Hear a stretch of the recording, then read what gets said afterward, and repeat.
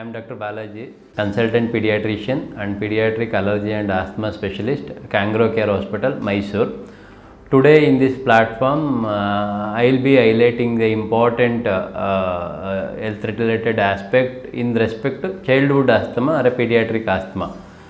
As we all know, the pediatric asthma is one of the upcoming disease, and it is one of the disease which is increasing number, especially in the developing countries, because of the industrialization, because of the pollution. The day by day, when you compare the data of 10 years before to this present year, we are increasing in the number of cases of childhood asthma.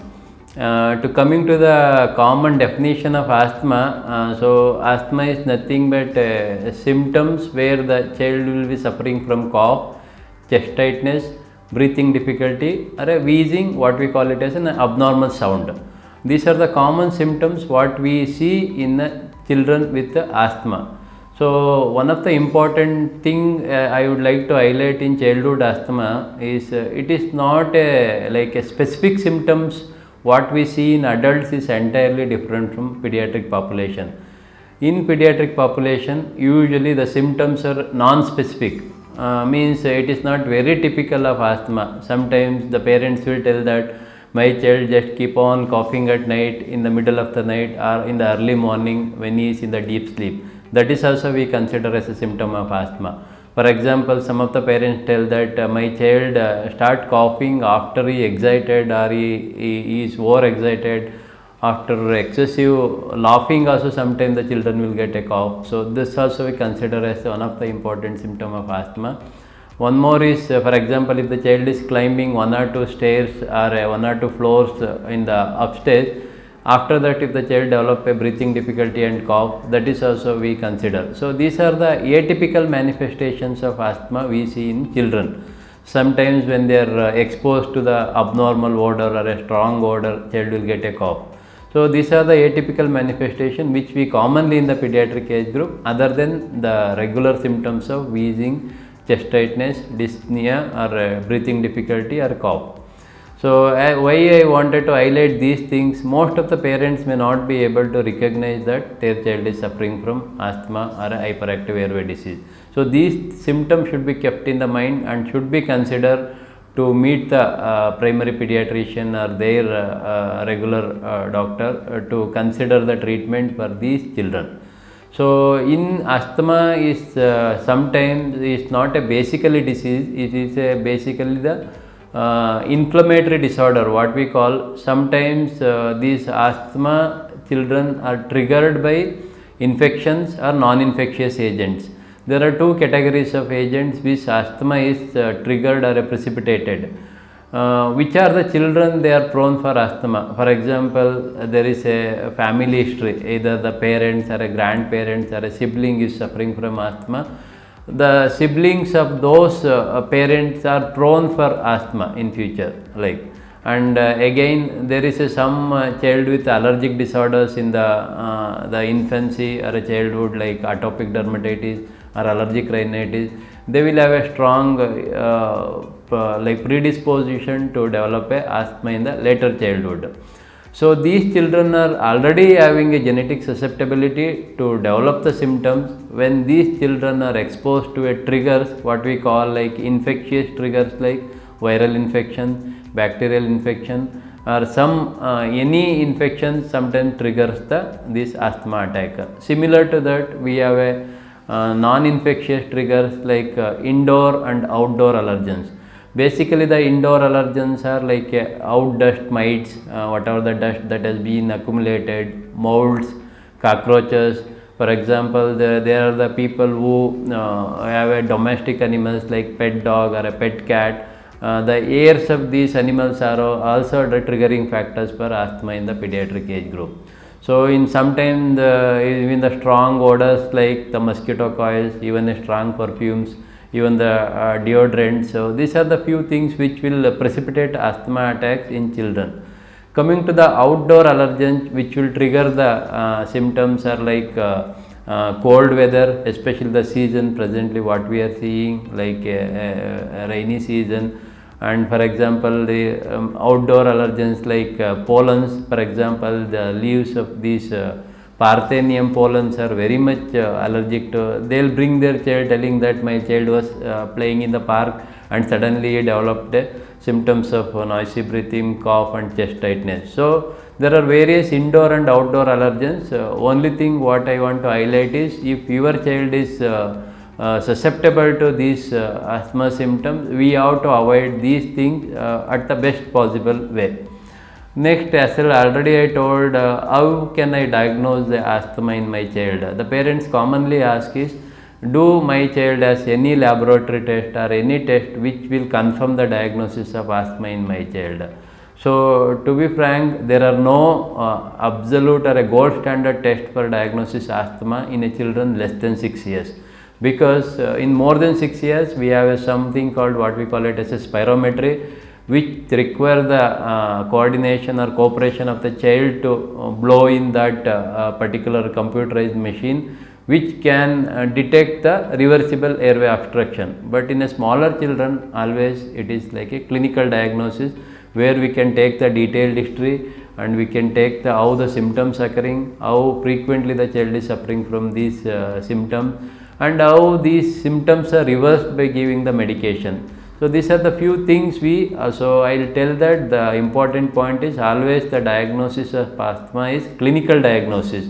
We are not depending on any laboratory test in a small children less than 6 years of age group.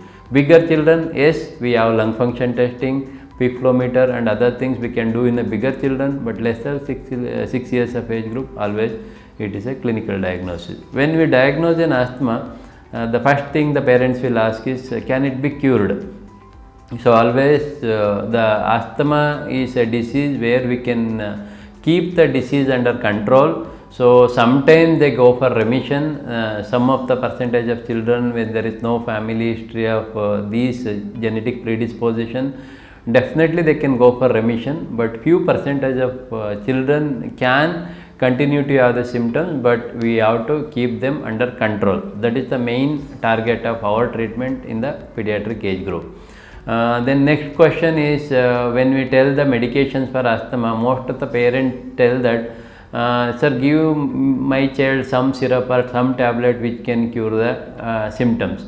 But always, to be frank, the inhalers, what we use as a spray or a nebulization, the inhalation mode of treatment is the best mode of treatment. That should be highlighted for all the parents, and even we do that to the during our regular parents visits for the consultation. So why inhalation mode of treatment is important in these categories? Because the medication dosage in the inhaled drugs is in the micrograms, and there is a lesser side effect of this medication. Whatever the tablet forms or a syrup forms you use is 1/100th of the dose of the inhaled medication when compared to the tablets or a syrup. So and always there is no systemic side effect, because in asthma we may need to use the medications for 6 months to 1 year depending on the response. So always they are safe, and mode of side effects are less, and easy to titrate the dose whenever it is required or not required. So these are the few advantages of inhaled route of medication in case of asthma. When coming to the treatment part, we have two category of treatment: acute treatment and a long term treatment. That is treating the present acute attack and prevention of the further attacks.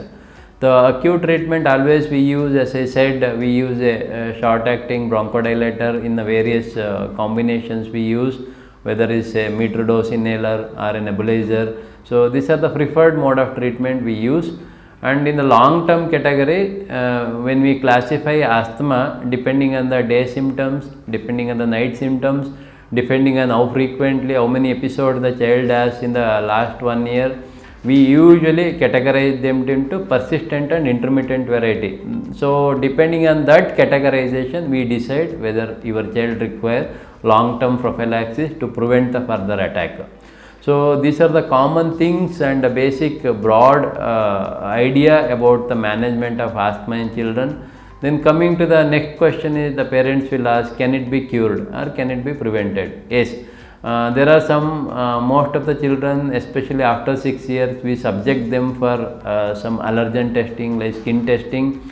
where if the particular allergen which is causing the symptoms in that particular child, we can plan a immunotherapy in future for those children. Is something like a desensitization.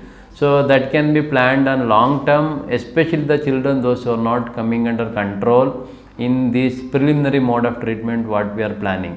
So and again, so avoidance of triggering factors is very important, and then treatment of the acute attacks properly as suggested by the primary pediatrician is very important.